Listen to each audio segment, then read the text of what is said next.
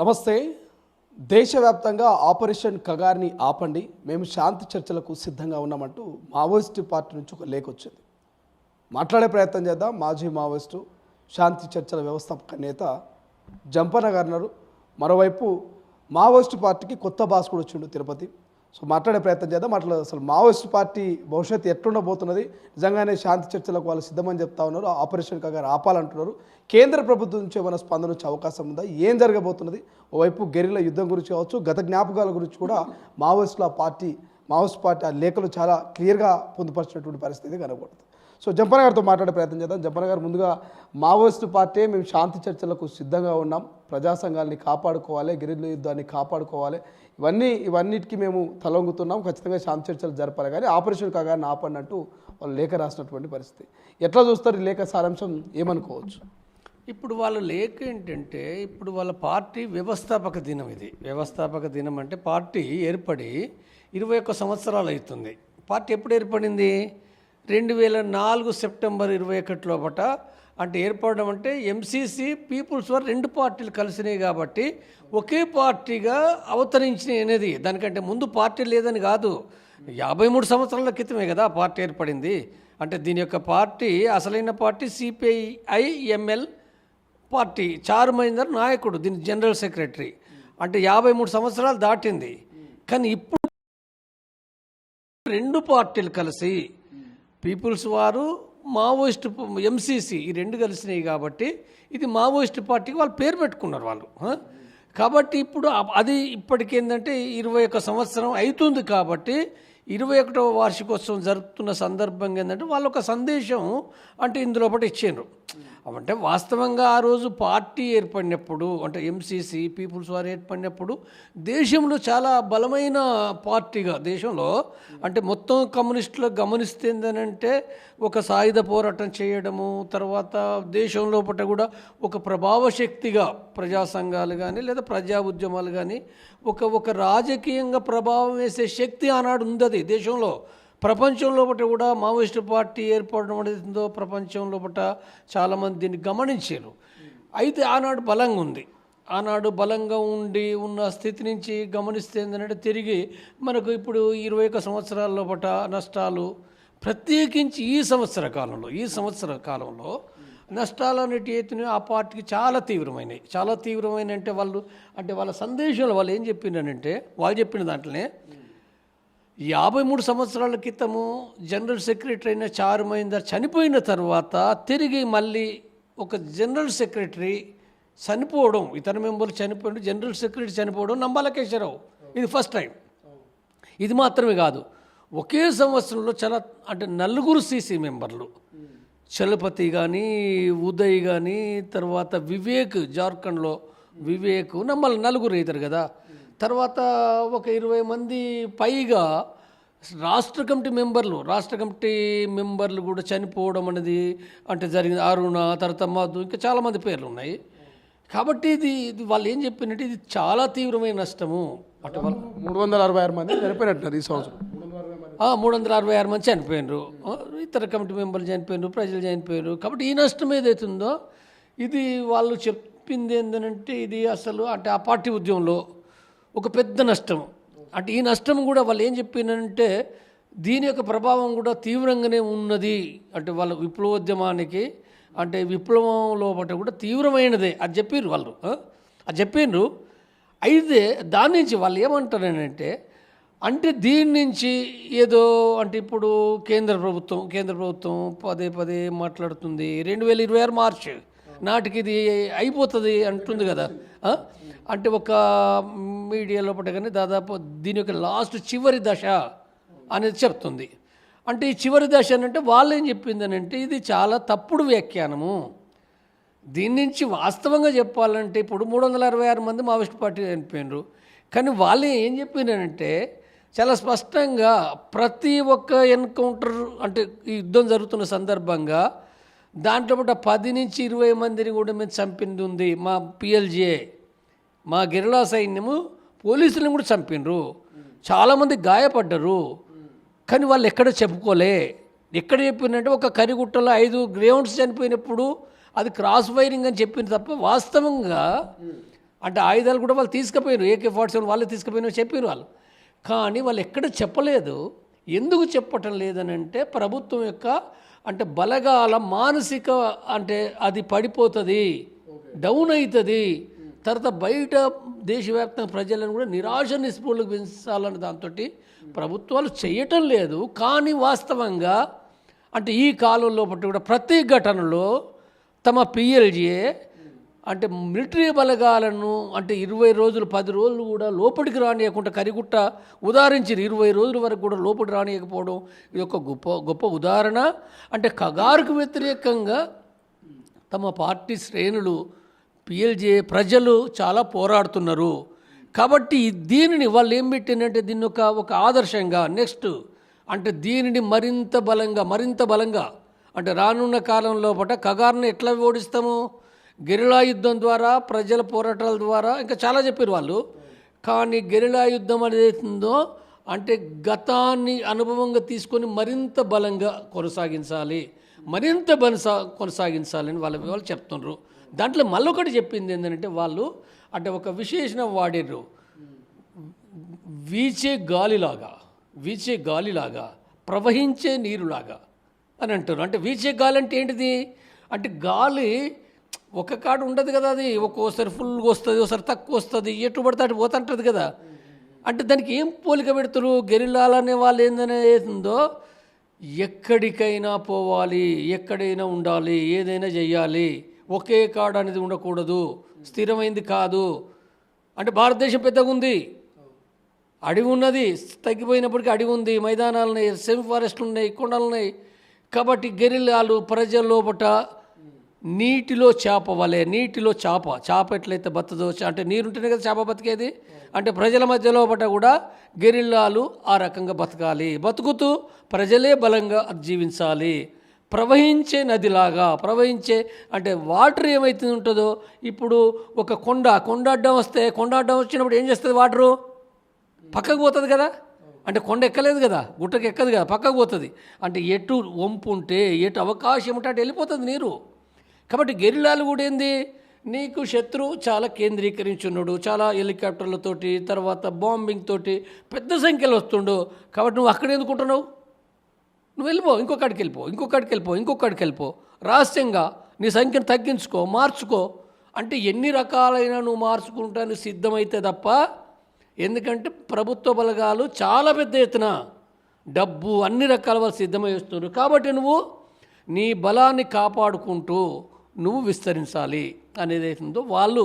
అంటే ఈ విషయం కూడా వాళ్ళు ఏం చెప్పిందంటే అసలు సంవత్సర క్రితం 2024 ఫిబ్రవరి మార్చి లోపటనే కేంద్ర కమిటీ ఒక సర్క్యులర్ రిలీజ్ చేసిందట.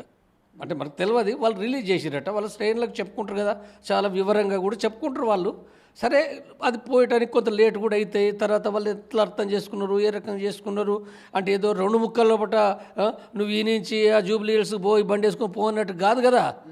అంటే అనేకమైన విధానాలు అర్థం చేసుకోవాలి, అమలు చేయాలి, దాంట్లో అనేక సమస్యలు ఉంటాయి, ఇవన్నీ ఉంటాయి. కాబట్టి మొత్తం లోపల కూడా దాంట్లో ఏం చెప్పినానంటే సరిగ్గా దాన్ని అమలు చేయలేదు, ఎంతైతే చేయాలనో అంటే దాని యొక్క స్పిరిట్ అమలు చేయలేదు. దాని ఫలితము ఈ తీవ్రమైన నష్టాలు ఉన్నాయి. ఈ తీవ్రమైన నష్టాలు ఎందుకు జరిగినట్టే ఇందుకోసం జరిగినాయి. కాబట్టి ఇప్పుడు వాళ్ళు ఏం చెప్పినానంటే తిరిగి మళ్ళీ ఇప్పుడు కగారును వాళ్ళు ఏమంటారు, ఓడించాలంటారు. ఓడించడం అనేది ఉందో తప్పనిసరిగా వాళ్ళకి చాలా కాన్ఫిడెన్స్ వ్యక్తం చేస్తున్నారు. తప్పనిసరిగా మనం ఓడించి తీరుతామని అంటున్నారు వాళ్ళు, ఓడించి తీరుతాము. ఎందుకంటే ఈ సంవత్సర కాలంలో బట్టి కూడా ప్రభుత్వ బలగాలకు వ్యతిరేకంగా నిలబడింది కూడా అదే రుజువు. అంటే అదొకటే కాదు, ప్రపంచ అనుభవాలు చెప్పారు. వాళ్ళ కాన్ఫిడెన్స్, కేడర్కు కాన్ఫిడెన్స్ ఇవ్వడానికి ఏంటంటే ప్రపంచంలో విప్లవోద్యమం అంటేనే మరి ఓటమి విజయం, లేకపోతే ఆటు పోట్లు, అంటే కష్టాలు సుఖాలు ఇవన్నీ ఉంటాయి కదా, విజయాలు ఉంటాయి కదా. కాబట్టి ఇవి ఏందో అంటే ప్రభుత్వం చాలా బలమైంది. అంటే పార్టీ ఏదో చిన్నది, ప్రజలు ఉన్నారు కానీ ప్రజలను కూడగట్టాలి, సైన్యంలో తేవాలి కదా. కాబట్టి ఏదైతుందో ఇది వచ్చేంత వరకు కూడా ఏంటంటే ఇవన్నీ ఉంటాయి. కాబట్టి మావోయిస్టు పార్టీ చరిత్రలో బట్టి కూడా తెలంగాణలో బట్టి కూడా 75లో 85లో నిర్బంధాలు ఏంటి చెప్పింది, నక్సల్బరీ చరిత్ర చెప్పింది, సల్వాజూడం కూడా దాన్ని ఎట్లా దెబ్బతీసింది చెప్పింది. కాబట్టి మొత్తం చూసినప్పుడు అంటే విప్లవ పార్టీ అంటే ఈ పార్టీ కూడా 50 సంవత్సరాల పైగా ఒక అనుభవం ఉంది కదా. డక్కా ముక్కలు తిని ఉన్నది కదా. కాబట్టి దాన్నే చెప్తూ దీని నుంచి నిరాశపడాల్సిన పని లేదు, దీని నుంచి ఇంకేది లేదు, అయ్యేది లేదు. కానీ ఇప్పుడు శాంతి చర్చలకు మేము సిద్ధమని వాళ్ళు ప్రతిపాదన పెట్టారు. బట్ ఆపరేషన్ కగారాల ఆపాలని చెప్తా ఉన్నారు. అయ్యా పని అంటారా? ఎందుకంటే కేంద్రం మేము ఎట్టి పరిస్థితులు ఆపమన్నది. 2026 మార్చ్ 31 నాటికి మావోయిస్ట్ రహిత భారత్గా మారుస్తామని కేంద్ర మంత్రులు అన్నారు. ఇక రాష్ట్రంలో ఉన్నటువంటి ఎంపీలు ఎమ్మెల్యేలు కూడా కామెంట్ చేసినటువంటి పరిస్థితి. అయ్యా పని అంటారా ఇది? ఇప్పుడు ఒకటి ఏంటంటే వాళ్ళు అందులో చెప్పిన విషయం నేను చెప్తున్నా. వాళ్ళు ఒకటి చెప్పింది ఏంటంటే కేంద్ర ప్రభుత్వాలు, ఈ ప్రభుత్వాలు ఏవి కూడా దాడులు ఆపాయి. ఈ ప్రభుత్వాలు ఏవి దాడులు ఆపాయి. ఎందుకు దాడులు ఆపాయి అంటే దోపిడీ వర్గాల కోసం ఉన్నాయి కాబట్టి, ప్రజలకు వ్యతిరేకంగా ఉన్నాయి కాబట్టి దాడులు ఆపాయి, కొనసాగిస్తాయి. ప్రజలు ఇంతమంది అన్నప్పటికీ వాళ్ళు ఆపటం లేదు. కాబట్టి ఈ విషయాన్ని చెబుతూ దానికి వ్యతిరేకంగా పోరాడాలి. దానికి వ్యతిరేకంగా ప్రజల్ని ఆర్గనైజ్ చేయడం, యుద్ధం చేయడమే తప్ప మరో మార్గం లేదనేది వాళ్ళు ఫస్ట్ అది చెప్పారు. వాళ్ళు ఏదో ఇప్పుడు మా కోసం శాంతి అంటే ప్రభుత్వాలు చెయ్యి అనేది వాళ్ళు చెప్తున్నారు. మరి ఏంటిది ఇప్పుడు శాంతి చర్చలు ఎందుకంటున్నారు అంటే ప్రజలు మాట్లాడుతున్నారు కాబట్టి, ప్రజా సంఘాలు మాట్లాడుతున్నారు. అంటే ఇన్ని రాష్ట్రాల్లో కొన్ని రాష్ట్రాల్లో కూడా వాళ్ళు సంఖ్య పేర్కొన్నారు. వాళ్ళు అంటే భారతదేశంలో కొన్ని రాష్ట్రాల్లో కూడా శాంతి చర్చలు కావాలని మాట్లాడుతున్నారు. కాబట్టి దానిపైన మా వైఖరి ఏంటంటే, అంటే ఆ పార్టీ వైఖరి ఏమని చెప్తుంది? మేము ఎల్లప్పుడూ శాంతి చర్చలకు సిద్ధమే, ఇప్పుడు కూడా మేము సిద్ధమే. మేము దాన్ని అంటే ప్రభుత్వాలను చెయ్యి వాళ్ళు చంపడానికే సిద్ధంగా ఉన్నారు, కొనసాగిస్తారు వాళ్ళు. కానీ ప్రజలు అంటుండ్రు కాబట్టి, ప్రజా సంఘాలు అంటుండ్రు కాబట్టి మేము శాంతి చర్చలకు మేము సిద్ధమే అని చెప్తున్నాము. శాంతి చర్చలు సిద్ధమనేటిదని అర్థం ఏంటిది? ప్రభుత్వాలు కగారును ఆఫ్ చేయాలి. కగారును ఆఫ్ చేయకుండా శాంతి చర్చలు జరగాయి కదా. కగారును ఆపాలి, ఎన్కౌంటర్లు ఆపాలి, యుద్ధం ఆపాలి. ఆపితే మేము సిద్ధము అనే విషయం చెప్పారు. కాబట్టి శాంతి చర్చల కోసము వాళ్ళేది ఆ పార్టీ అక్కడేదో దానికోసము అంటే వెయిట్ చేస్తున్నట్టుగా, లేకపోతే దానికోసమే ముఖం వాచి అది ఎప్పుడు ఇస్తారు అన్నట్టుగా ఎదురు చూపులు చూసుకుంటున్నట్టుగా దాంట్లో లేదు. చాలా స్పష్టంగా వాళ్ళ కేడర్కి కానీ ప్రజలకు కూడా వాళ్ళు చెప్పిందంటే యుద్ధం చేయాలి, విప్లవం రాకుండా రాదని వాళ్ళు చాలా స్పష్టంగా వాళ్ళ వైఖరి వాళ్ళు కొనసాగిస్తుండ్రు. ప్రజలు మాట్లాడుతుండ్రు కాబట్టి శాంతి చర్చలు అంటుండ్రు. కాబట్టి ఇప్పుడు ఏం జరుగుతుంది అనేది అది ప్రభుత్వం చేతిలో ఉంది. ప్రభుత్వం ప్రజలు అంటుండ్రు, ప్రజా సంఘాలు అంటుండ్రు. కాబట్టి కేంద్ర ప్రభుత్వం నిర్ణయించాలి. వాస్తవం కేంద్ర ప్రభుత్వాన్ని మొదటి నుంచి కూడా చెప్తుందంటే కేంద్ర ప్రభుత్వమే తప్పనిసరిగా తన యొక్క బాధ్యత ఉన్నది, ప్రభుత్వ బాధ్యత అది. దేశంలో శాంతిని రక్షించాలి, ప్రజాస్వామ్యం రక్షించాలంటే అవసరమైన ఆందోళన చేసే ప్రజలతో కూడా చర్చిస్తాం కదా. వాళ్ళు తుపాకులు పట్టుకున్నారు కాబట్టి మేము చర్చ చేయమనుడు తప్పు. ఇది ప్రపంచంలో ఎక్కడ లేదు. కాబట్టి ప్రభుత్వం చొరవ చేయాలి. ప్రభుత్వం చొరవ చేయకపోతే చర్చలు జరిగాయి. కాబట్టి ఇక ప్రజల మూమెంట్ బలోపేతంగా వస్తే వేరు, కానీ మరి ప్రజలు అది ఎట్లుందనేది వేరే విషయం. కాబట్టి ఇక్కడ మనకు అంటే ఆ సందేశంలో వాళ్ళు చెప్తున్న విషయం ఏదైతుందో అంటే చాలా అంటే వాళ్ళు ఏమి అంటే ఇప్పుడు లొంగుబాట్లు కొద్దిమంది అయ్యారు తెలంగాణలో, ఆంధ్రప్రదేశ్ లోపల లేదా డీకేలో అయినరు. అంటే వాళ్ళు ఏదో మొత్తంగా ఈ లొంగుబాట్లు అవుతుండ్రు కాబట్టి అనేది అవుతుందో పార్టీ పోయేదేమీ లేదు. కొంతమంది పోతారు, అది ద్రోహం ఏది కరెక్ట్ కాదని కూడా అందులో పేర్కొన్నారు. కాబట్టి పార్టీ అనేది అవుతుందో అది ఖచ్చితంగా కొనసాగి తీరుతుంది అనేది అవుతుందో వాళ్ళు చాలా బలంగా అంటే 10 పేజీలు ఇప్పుడు మాట్లాడాలంటే మనకు 4 గంటలు చెప్పినా సరిపోదు. అది 10 పేజీల లోపల వాళ్ళు చెప్పిండ్రు. ఇంకా దాంట్లో అమెరికాకు సంబంధించింది ఏంటిది, అమెరికాను చాలా సీరియస్గా మాట్లాడారు వాళ్ళు. అమెరికా అనేది ఉందో సుంకాల ద్వారా భారతదేశం పైన 50% సుంకాలు వేయడము ఇది తప్పని చెప్పి, తర్వాత అమెరికా ట్రంప్ ఏదైతుందో మొత్తం ప్రపంచంలో నెంబర్ 1 టెర్రరిస్ట్ గుండాగా ఉన్నాడు అనే విషయం వాళ్ళు చెప్తుండ్రు.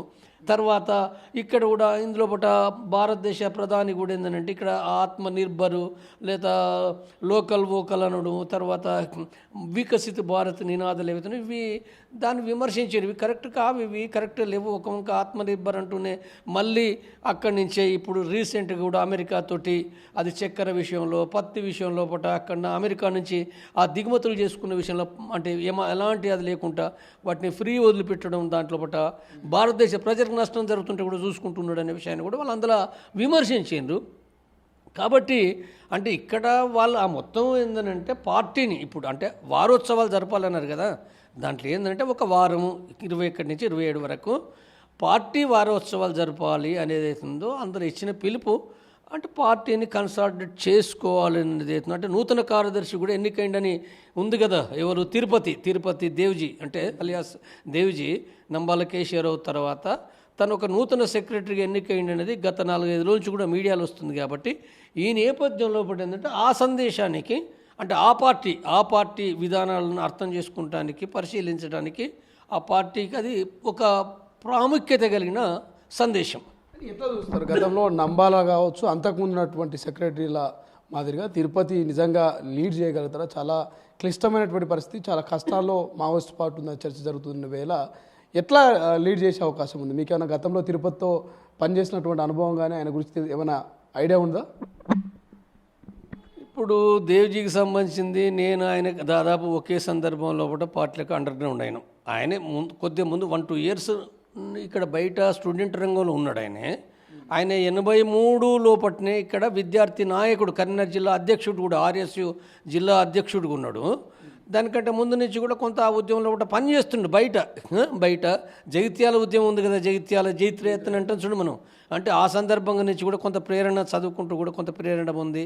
83 లోపల వచ్చిండు. పోయేటప్పుడు మేము అండర్ గ్రౌండ్ హైదరాబాద్ నుంచి పోయేటప్పుడు కూడా మేము కలిసిపోయినాం. మేము ఇద్దరం కలిసిపోయినాం. దేవ్జీ గడిచిరోళ్ళకి పోయిండు, నేను ఉత్తర తెలంగాణ లోపల ఏటూరు నగరం లోపల నేను ఇక్కడ తర్వాత నేను కమాండర్ అయినా, ఆయన అక్కడ ఆర్గనైజర్ గడిచిరోళ్ళ పట్ల ఆర్గనైజర్ అయ్యిండు, జిల్లా కమిటీ మెంబర్ అయ్యిండు, రాష్ట్ర కమిటీ మెంబర్ అయ్యిండు. అంటే గడిచిరోలు అనేది ఉత్తర తెలంగాణ ఎట్లయితే మావోయిస్టు పార్టీకి ఒక ప్రధానమైన ఉద్యమ ప్రాంతం ఎట్లయితే ఉన్నదో గడిచిరోలి కూడా దండకార్యం అంటే బస్తర్ కాదు, ముందున్నది గడిచిరోలే, బస్తర్ తర్వాత వచ్చింది. గడిచిరోలి ఏదైతుందో చాలా బ్రహ్మాండమైన మూమెంట్ వచ్చింది అక్కడ చాలామంది అనేక సంఘాలు, మహిళా సంఘాలు కూడా ఏర్పడ్డాయి. వాస్తవంగా ఉత్తర తెలంగాణ కంటే ముందు దండక అన్ని మొత్తం పార్టీలో పడ్డాయి మహిళా సంఘాలు గడిచిరోళ్ళు ఏర్పడ్డాయి. మొత్తం ఊర్లో పడ్డ అందరు మహిళా సంఘాలే, బాలల సంఘాలు, తర్వాత ఆర్వైఎల్ అంటే రైతు సంఘం, ఆదివాసీ సంఘాలు ఏర్పడడం, మిలిషియా ఏర్పడడం, గడిచిరోళ్ళు ఒక పెద్ద ఉద్యమంగా కొనసాగింది. తర్వాత ఆ ఉద్యమం లోపల తను ఒక నాయకుడిగా అంటే నిర్మించిన నాయకుడిగా ఎదిగిండు. ఆ తర్వాత కూడా తిరిగి అంటే ఆయన 95 తర్వాత 96 తర్వాత ఏంటంటే మిలిటరీ అవసరాల రీత్యా ప్రత్యేకమైన ఒక నిర్మాణం ఏర్పాటు చేశారు. స్కోమానరు అంటే మిలిటరీ అంటే ఎస్ఎంసి ఇతర సిఎంసి కాకుండా స్కోమానరు మొట్టమొదటగా పీపుల్స్ వార్ పార్టీలో ఒకటి మిలిటరీ నిర్మాణాలు ఏర్పాటు చేసినప్పుడు దండకారణ్యం తరఫున ఒక స్కోమా అనే దాంట్లో పట్ల కూడా తన తర్వాత వచ్చిండు ఆయనే. ఆ తర్వాత ఆర్గనైజేషన్ మిలిటరీ చేసుకుంటూ తర్వాత ఆయన 2001 లోపల పూర్తిగా మిలిటరీ కార్యకలాపాలపైన కూడా ఆయన కేంద్రీకరించిండు. సిఎంసి మెంబర్గా అయిండు. సిఎంసి మెంబరే కాదు, ఆ తర్వాత కూడా ఏంటంటే 2016 చివరి లోపట అంటే ఇప్పుడు గణపతి అంటే రిటైర్డ్ సెక్రటరీ నుంచి రిటైర్డ్ అని ఉంది కదా, ఆ సందర్భంగా నంబాల కేశవరావు సెక్రటరీ అయింది కదా, సిఎంసి చీఫ్ నంబాల కేశవరావు. ఆ సందర్భంగా నంబాల కేశవరావు సెక్రటరీ అయింది, జనరల్ సెక్రటరీ. ఆ స్థానంలో ఎవరు వచ్చిండ్రు అనుకున్నప్పుడు తిరుపతి అంటే ఆ సందర్భం నేను కూడా ఉన్నా, ఎన్నికైనప్పుడు తిరుపతి అక్కడ సిఎంసి చీఫ్గా ఎన్నికైండు. అంటే దేవ్జీతోటి నాకు ఆయనకు 95 నుంచి కూడా నాకు ఆయనకు పరిచయం, మొదటి నుంచి పరిచయం ఉంది. 95 లోపల కూడా మేము కలిసి ఉన్నది. ప్రత్యేకించి నేను 2007 తర్వాత నేను కూడా సిఎంసి మెంబర్ అయినా, 2008లో నేను సిఎంసి మెంబర్ అయినా నేను. కాబట్టి మేము కలిసి వివిధ ఒరిస్సాకు పోవడం, ఇతర ప్రాంతాలకు పోవడం, కలిసి మేము పనిచేయడం అనేది కూడా జరిగింది అది. కాబట్టి దేవ్జీకి సంబంధించి గమనించినప్పుడు ఏంటంటే ఆయనకు ఒక అంటే 43 సంవత్సరాల ఒక ఉద్యమానుభవం ఉంది. చదువుకున్నాడు, తర్వాత సైద్ధాంతిక రాజకీయ అవగాహన ఉంది, చాలా విషయాలు రాస్తాడు. ఆయన చాలా సైద్ధాంతిక విషయాలు రాస్తాడు, మిలిటరీ విషయాలు రాస్తుంటాడు, నిత్యం రాస్తాడు, పార్టీలో కూడా రాస్తుంటాడు. బయటి పత్రికలకు కూడా కొన్ని పత్రికలకు కూడా వ్యాసాలు కూడా గతంలో రాసినవి ఉన్నాయి. కాబట్టి అంటే అంటే పాత తరం నాయకుల తర్వాత ఎదిగి వస్తున్న ఒక యువ నాయకుడే. అంటే ఇప్పుడు ఆయన వయసు కూడా సుమారు ఇప్పుడు నాకంటే 2 సంవత్సరాలు చిన్న, కానీ ఒక యువ నాయకుడిగా అభివృద్ధి అవుతూ వస్తుండు. కాబట్టి ఆయనకు సంబంధించి వచ్చినప్పుడు అంటే ఆయనను అంటే పార్టీ శ్రేణులు కూడా సాధారణంగా అభిమానిస్తారు ఆయనను. కాబట్టి ఈ నేపథ్యంలో ఇప్పుడు ఎన్నిక కావడం అంటే అంత సంవత్సరాల అనుభవం ఉన్న నాయకుడు 40 సంవత్సరాలు ఉండి ఇంకా చేస్తాడా చేయలేడని అనలేరు కదా. ఆ కమిటీకి ఆ పార్టీకి ఉన్న దాంట్లో కూడా నేను పోయినసారి కూడా చెప్పిన ఒక 3-4 నాయకుల్లో ముగ్గురు నలుగురు నాయకుల్లో ఒకటి ఎవరు ఎన్నిక చేసుకోవచ్చు అంటే అభయ్ ఉన్నాడు ఒక అతను, ఆయన సీనియర్, ఆయన కూడా ఇంతకంటే ఎక్కువ సీనియారిటీ ఉంది. తర్వాత ఆయన ఉన్నాడు, తర్వాత జనార్దన్ జీ అన్నాడు, బీహార్ జార్ఖండ్లో ఉన్నాడు. తర్వాత ఇతర కూడా ఇంకా కొంతమంది ఉన్నారు. గణపతి అంటారు రిటైర్డ్ అయ్యిండు, ఆయన వయసు సమస్య ఉండి ఆయన ఏముండదు కానీ. కాబట్టి ఈ నేపథ్యంలో దేవ్జీ అనేది అవుతుందో ఆ పార్టీకి అంటే ఎన్నిక అనేది అవుతుందో అంటే దాంట్లో చేస్తారా లేదన్నట్టు సమస్య ఎక్కడనంటే ఇప్పుడు ప్రభుత్వ బలగం ఉంది కదా, దాన్ని ఎదుర్కోవాలి కదా. అంటే ఆ విధానాలు ఎట్లా రూపొందించుకొని ఎట్లా ఈ కగారును అంటే దాన్ని అంటే ఇప్పుడు 26 మార్చి నాటి వరకు పార్టీని నిలుపుకుంటూ తిరిగి ఎట్లా పురోగమించాలని కదా. ఇది పురోగమించి అంటే ఈ దశ దాటితే అంటే ఇది ఒక టర్నింగ్ పాయింట్, ఇది తీవ్రమైన టర్నింగ్ పాయింట్. టర్నింగ్ పాయింట్ కూడా ఇప్పుడు సైకిల్ మోటార్ స్పీడ్గా పోతుంటే ఆ మూలమడత కాడ జాగ్రత్తగా పోవాలి కదా. కాబట్టి ఈ టర్నింగ్ పాయింట్ ఏదో చాలా సీరియస్ పాయింట్. ఈ దశ అనేది ఉందో అంటే ఒక ప్రభుత్వం తీవ్రని కేంద్రీకరిస్తున్నప్పుడు దాంట్లో కూడా సరైన ఎత్తుగడులు విధానాలు అవలంబిస్తూ పార్టీని అంటే ఎట్లా ప్రజల్లోకి తీసుకుపోవాలి కదా, ప్రజలకు తీసుకుపోవాలి. ప్రజలకు లేకపోతే లేదు కాబట్టి అంటే ఒక కార్యదర్శిగా తన యొక్క పాత్ర ఉంటుంది, తన పాత్ర ఉంటుంది, కమిటీ పాత్ర కూడా ఉంటుంది, సమిష్టి పాత్ర కదా.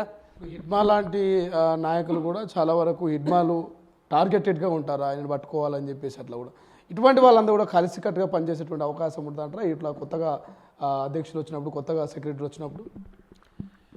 ఇప్పుడు కేంద్ర ప్రభుత్వాలు ఎప్పుడు కూడా ఏంటంటే టోటల్గా పార్టీ పైన కేంద్రీకరిస్తుంది, ప్రధానంగా నాయకత్వం పైన కేంద్రీకరిస్తుంది. నాయకత్వం కూడా టోటల్ పార్టీని కేంద్రీకరించుకుంటూనే నాయకత్వం కూడా వదలదు కదా, ఎక్కువ కేంద్రీకరిస్తుంది. కాబట్టి దాంట్లో పట్ట అంటే తిరుపతి పైన కావచ్చు లేదా ఈడ్మా పైన కేంద్రీకరించవచ్చు. నువ్వు కేంద్రీకరించినంత మాత్రాన వాళ్ళ కదలికలు కూడా వాళ్ళు జాగ్రత్త వహిస్తారు కదా, వాళ్ళ యొక్క కదలికలు కూడా బహిర్గతం చేసుకోరు కదా. ఉదాహరణకు ఇప్పుడు ఈడ్మా ఉన్నాడు, ఈడ్మా ఇప్పుడు ఇక్కడ దొరికిండు, ఆడున్నాడు, ఈ గుట్టలో ఉన్నాడు, ఆ గుట్టలో ఉన్నాడు, ఎప్పుడు నిత్యం మీడియా పెడుతుంటుంది.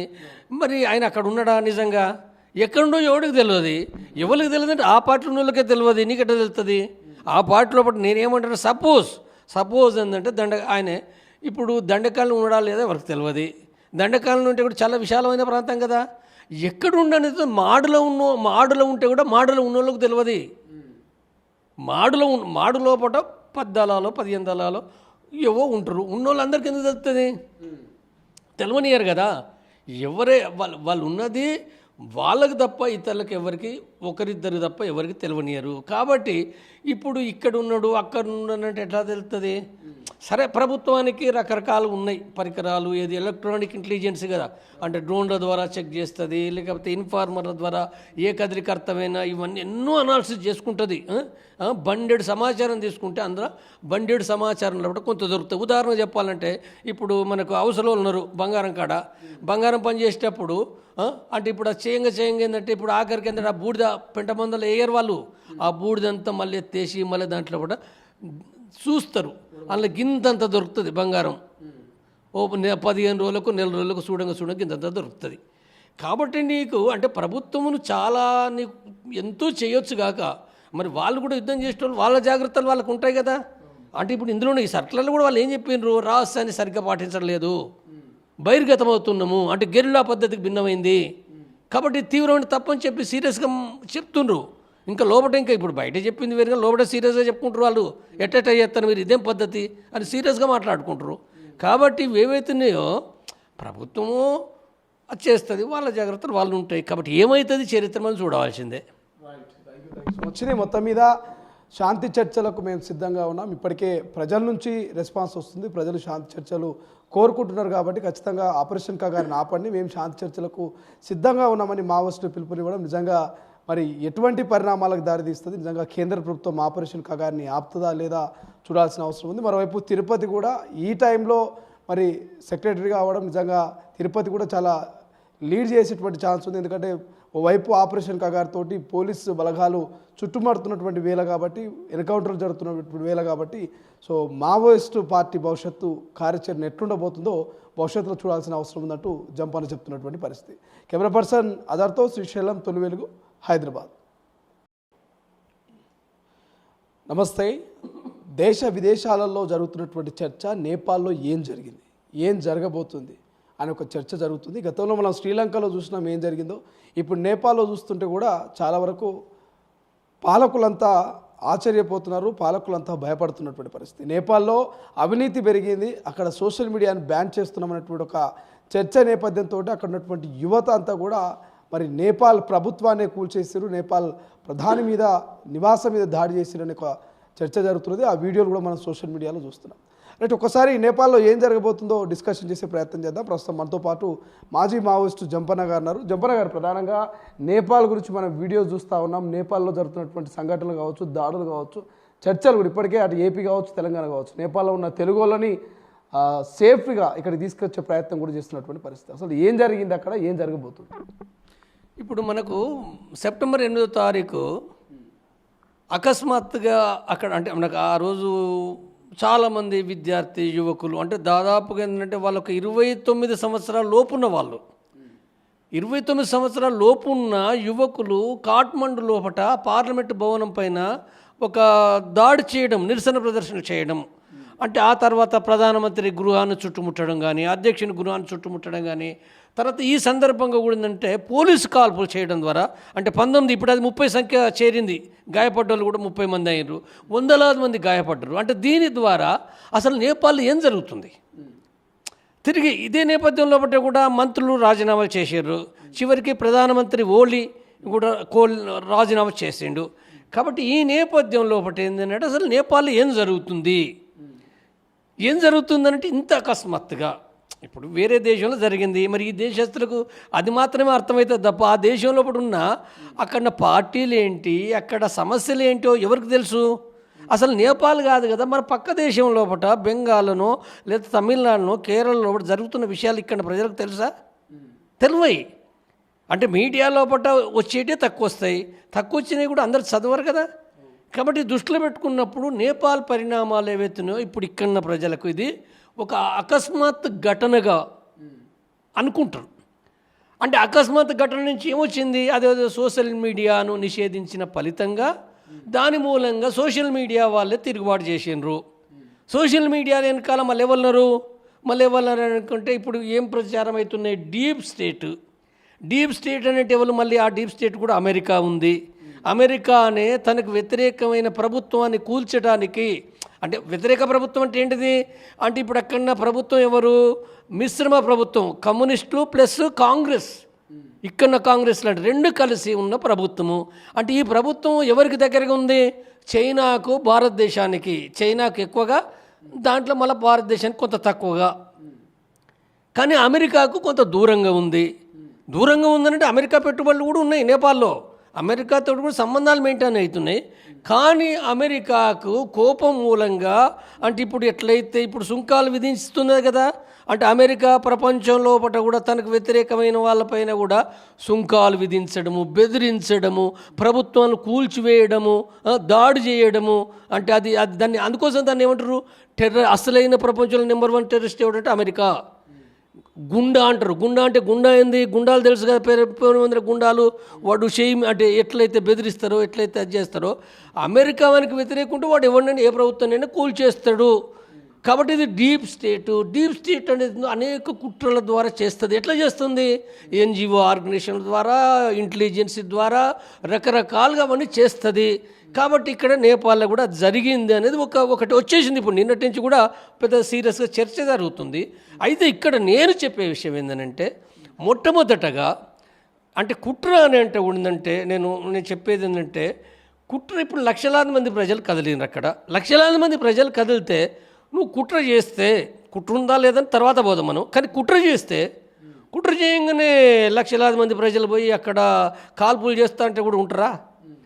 ఆఖరికి ఆ రోజు 8వ తారీఖు గడిచిన తర్వాత కూడా ఆందోళన దేశవ్యాప్తంగా అంటుకున్నది కదా. అంటే కాఠ్మండు లోపల 51% ప్రజలు ఉంటారు అక్కడ, కాఠ్మండు ఆ పరిసరాలనే. మిగిలిన దేశం అంతా ఉన్నది వేరు, ఎక్కువ జనాభా అక్కడ ఉంటుంది. కాబట్టి ఆ జనాభా అంతా కూడా మరి అంత కదలిక వస్తుందనంటే ఈ కుట్రలేని ఫస్ట్ అంటే నువ్వు అర్థం చేసుకోలేదు అన్నట్టే. నేనేమంటున్నట్టే నువ్వు కుట్రలు కనుక అంటున్నావంటే నువ్వు సమస్యను అర్థం చేసుకోలేదు. ముందు సమస్యకు కారణం ఏందో ఫస్ట్ అర్థం చేసుకోవాలి. సమస్యకు కారణం ఏంటిది అంటే వాళ్ళ లోపల కోపము, అంటే అంతమంది అది రావడం అని అంటే ఏంటంటే ఒక రకంగా సమాజం లోపల, నేపాల్ లోపల ఒక అసంతృప్తి తీవ్రంగా కొనసాగుతుంది. వాస్తవంగా ఈ అసంతృప్తి ఇదేదో కోలి గవర్నమెంట్ ఈ ఏడాది 2 నెలలది కాదు. ఇది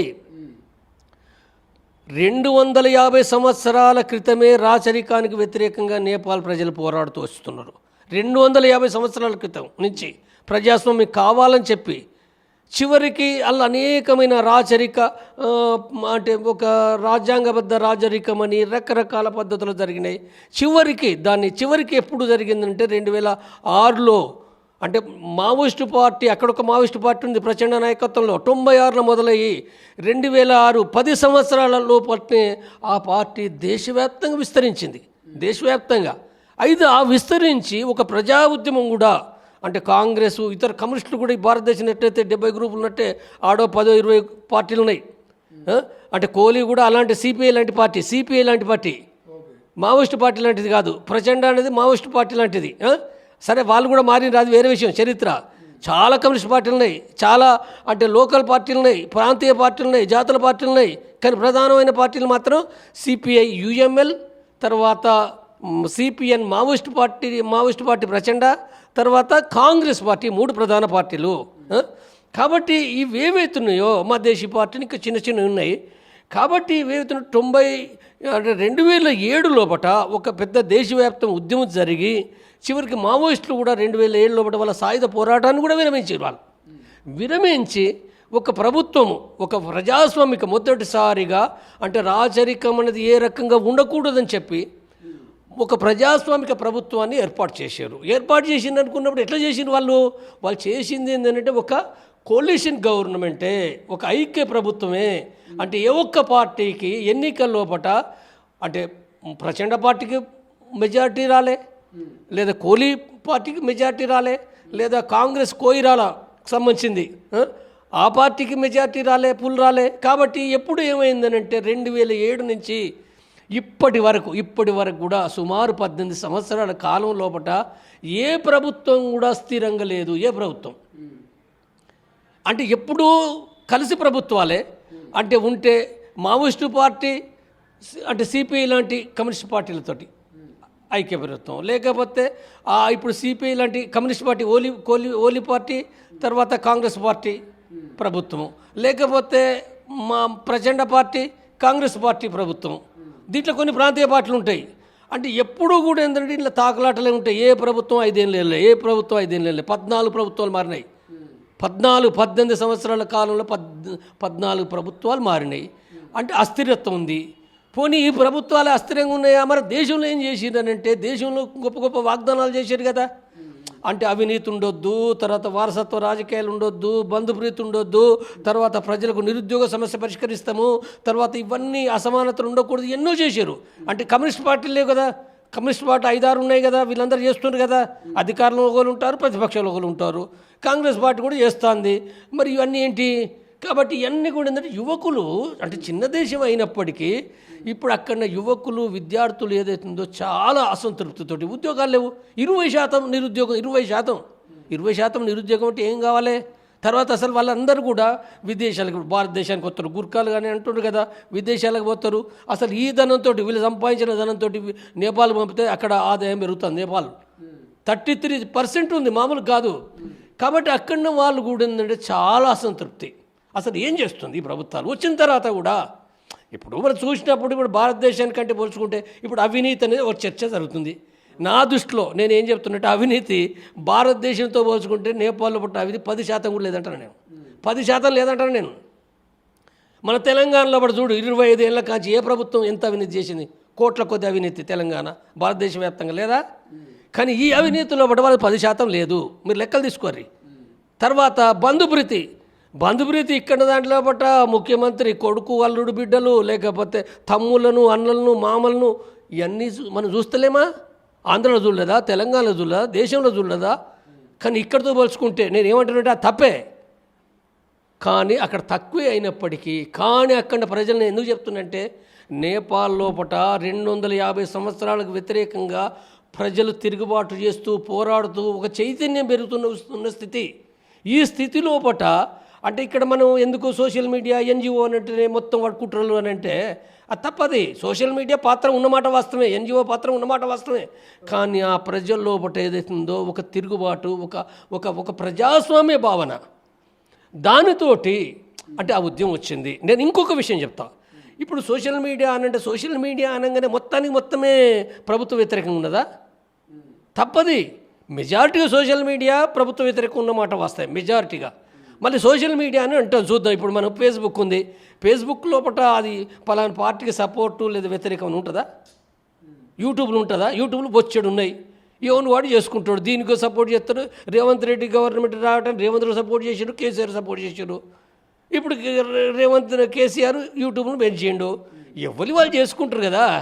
కాబట్టి ఇది దీనికి దానికి అనేది కాదు. అయితే ఎక్కువగా మాత్రం సోషల్ మీడియా ద్వారా యూత్ అదైండు. తర్వాత ఇంకొకటి కూడా, పార్టీలు కూడా ఇప్పుడు అధికారంలో పార్టీకి వ్యతిరేకంగా ఇప్పుడు మరి ప్రచండ పార్టీ ఉన్నది సిపిఎం, అది కూడా బలమైంది. మరి దాన్ని ఆ రకంగా ఇప్పుడు ఈ ఓలీ కాంగ్రెస్ కలగలిచి వాళ్ళకు ప్రచండను కూల్చేసిండు కాబట్టి ఆయన ఎందుకు కూకుంటాడు? ఆ పార్టీ ఎందుకు కూకుంటుంది? మదేశీ పార్టీ ఉన్నది, అది ఎందుకు కూకుంటుంది? ఇంకో పార్టీ ఉంది. వాళ్ళు డైరెక్ట్గా ఈ ఉద్యమంలో నాయకత్వం వహించలేదు, కానీ అందరూ అన్ని రకాల పాత్రలు పోషించారు. కాబట్టి ఇప్పుడు జరిగేది ఏంటంటే ఆ ప్రభుత్వం ఇప్పుడు పడిపోయింది. అయితే ఇప్పుడు డీప్ స్టేట్ అమెరికాది కూడా నేను ఈ సందర్భంగా నేను చెప్పవలసిందంటే, ఏదో ఒక మేరకు పాత్ర ఉండదనంటే, అంటే ఒక అవకాశం ఏముందనంటే, ఇప్పుడు ఈ ప్రభుత్వం అంటే మొదటగా చైనాతోటి, రెండోది భారతదేశంతో సంబంధాలు ఉన్నాయి. కొంత భారతదేశంతో కూడా కొన్ని వైరుధ్యాలు ఉన్నాయి, కానీ సంబంధాలు కూడా ఉన్నాయి. కాబట్టి ఇప్పుడు అమెరికా కొంత కంట్రగింపు ఉంది. కాబట్టి అమెరికా అంటే ఏదో ఒక రకంగా అవకాశాన్ని వినియోగించుకోదా అంటే, వినియోగించుకోదని ఎట్లా చెప్తాం? ఎందుకు వినియోగించుకుంటుంది. అమెరికా కూడా వినియోగించుకోవచ్చు. అమెరికా కాదు, ఇప్పుడు అక్కడ రాజరికానికి సంబంధించిన, జ్ఞానేంద్రకు సంబంధించిన వాళ్ళు కూడా పడిపోయిన 2007లో పడిపోయిన రాజరికము వాళ్ళకు కూడా ఇప్పుడు వాళ్ళు గత ఎన్నికల వాళ్ళు పార్టీ పెట్టుకొని వాళ్ళు ఎన్నికల పోతే వాళ్ళకు 3% ఓట్లు పడ్డాట, 3%. కాబట్టి వాళ్ళు ఎందుకు కోకుంటారు? ఎవడైనా వాడు చేస్తాడు కదా. నీకు ప్రభుత్వంలో ఉండాలి, లేకపోతే వ్యతిరేకంగా ఉండాలి.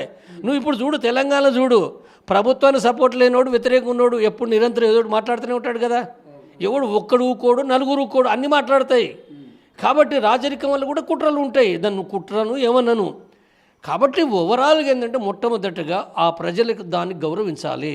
అదొక ప్రజాస్వామికమైన ఆకాంక్ష, ప్రజాస్వామికమైన పోరాటమే తప్ప దాంట్లో మళ్ళీ ఏం చేస్తారు ఇటు కుట్రలను, ఇది కాదు. నేను చెప్పేది ఏదైతుందో ఫస్ట్ అది ఆ ప్రజలకు సంబంధించింది ఏదైతుందో, ఆ తిరుగుబాటు ఏదైతుందో, సరే అక్కడ చంపడము అంటే ఒక మంత్రి భార్యను చంపారు, లేదా కొన్ని దగ్ధాలు చేసాడు, అది మనం ఎవరు కోరుకోము. వాస్తవం మనమే కాదు, వాళ్ళు మనకి ఏం వార్తలు వస్తున్నాయంటే, ఆ విద్యార్థి యువకులు వాళ్ళు ఏమీ అట్లా చేయాలని అనుకోలేదట.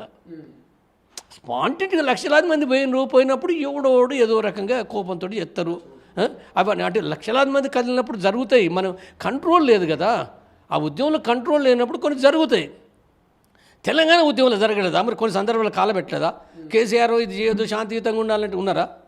కాబట్టి ఇక్కడ మనం చూసేది ఏందో, నేను ఈ విజ్ఞప్తి చేసేది ఏంటంటే, నేపాల్ ప్రజల ఉద్యమంగా చూడాలి ఫస్ట్. అయితే ఆల్టర్నేట్ ఏం జరుగుతుంది? ఇప్పుడు నిన్న ఎవరు ఆమె పేరు ఏదో కర్కే అదే పేరు వచ్చింది, ఆమెను అంటే ఆమె న్యాయమూర్తి ఆమె భర్త కూడా కాంగ్రెస్ అక్కడ అంటే, కానీ ఆమె న్యాయమూర్తి అని చెప్పి అక్కడ కోరుకున్నట్టు ఇప్పుడు ఆమెను పెట్టబోతున్నారు అనేది వింటున్నాము. కాబట్టి ఏం జరుగుతుంది అంటే, ఇది కొద్ది కాలమే, మళ్ళీ 6 నెలలు ఒకటి ఎన్నికలు జరపాలి కదా, 6 నెలలో 7 ఎన్నికలు జరపాలి, మళ్ళీ ఎవరు వస్తారన్నది వేరే విషయం. అంటే ఏదైనా ప్రజలకు సంబంధించిన ఆకాంక్ష, అవినీతి ఉండకూడదు, ఉద్యోగాలు కావాలి, అసమానతలు ఉండకూడదు అనేది ఈ న్యాయమైన డిమాండ్లు. కాబట్టి ఎక్కడైనా అంటే ఇప్పుడు నేపాల్ వచ్చింది అంటే ఇండియాకు వస్తుందా, లేదా బంగ్లాదేశ్కి వచ్చింది, శ్రీలంకలకు వస్తుందా అంటే వస్తుంది, ఎందుకు రాదు? నేపాల్ వచ్చినా రాకున్నా నువ్వు ఇది చేస్తున్నావనంటే, ప్రజల పాలకులు ఇష్టానుసారంగా అవినీతి చేసి ఉద్యోగాలు ఇవ్వకుండా నిరుద్యోగ సమస్యను అట్నే వస్తే మరి రాదా? వస్తుంది కదా. కాబట్టి ఇది ఏదైతుందో నేపాల్ అనేది ఏదైతుందో, సరే ఇండియా పరిస్థితులు నేపాల్ పరిస్థితులు వేరు, అది వేరే విషయం. కానీ ఇక్కడ ఏదైతుందో పాలకులకు వార్నింగ్, పాలకులు మా ఇష్టానుసారంగా మేము చేసుకుంటూ ఉంటే కాదు, పాలకులు ఉన్నారా దీన్ని మీరు సరిదిద్దుకోండి. అదే కాకుండా ప్రజలు కూడా ఏంటంటే శాంతియుతంగానే చేయాలి. శాంతియుతంగా ప్రజలు తప్పనిసరిగా చట్టబద్ధంగానే ప్రజలు పోరాడాలి, ఆందోళన వ్యక్తం చేయాలి. కాబట్టి నేపాల్లో బట్టి కూడా అదే విధంగా స్టార్ట్ అయింది. సరే కొన్ని ఘటనలు జరిగినాయి, వాళ్ళేమీ దాని నుంచి అదేదో వేరే కుట్రని అనుకోవాల్సిన అవసరం లేదు, ఉండొచ్చు, అది వేరే విషయం. కాబట్టి ఇది నేపాల్ యొక్క దాని నుంచి ఈ ఉద్యమం నుంచి ప్రజలు దాన్ని నిజమైన అనుభవాలు తీసుకుని ఏంటంటే ప్రజలు భారతదేశం లోపల కూడా అర్థం చేసుకోవాలని నేను కోరుతున్నాను నేను. రైట్. గతంలో జరిగినటువంటి శ్రీలంక కావచ్చు, లేకపోతే ఇప్పుడు నేపాల్ కావచ్చు, వీటన్నిటినీ పాలకులు ప్రజలు ఎగ్జాంపుల్గా తీసుకొని భవిష్యత్తులో మెలగాల్సిన అవసరం ఉందంటూ జంపాని చెప్తున్నటువంటి పరిస్థితి. చూద్దాం ఏం జరుగుతుంది. నేపాల్ ఆ గొడవ నిజంగా భవిష్యత్తులో కొలిక్కి వస్తుందా, మళ్ళీ సాఫీగా అక్కడ ప్రభుత్వం ఏర్పడి మరి ప్రజలు కోరినటువంటి కోరికల్ని ప్రజలు నెరవేర్చాల్సినటువంటి వాగ్దానాలను నెరవేర్చి భవిష్యత్తులో అభివృద్ధి దిశగా నేపాల్ ముందుకు పోతుందా, ఏం జరుగుతుంది అనేది చూడాల్సిన అవసరం ఉంది. కెమెరా పర్సన్ అజార్తో శ్రీశైలం, తొలి వెలుగు, హైదరాబాద్. అసలైన తొలి వెలుగు. ఫాలో వాట్సాప్ @తొలి వెలుగు official.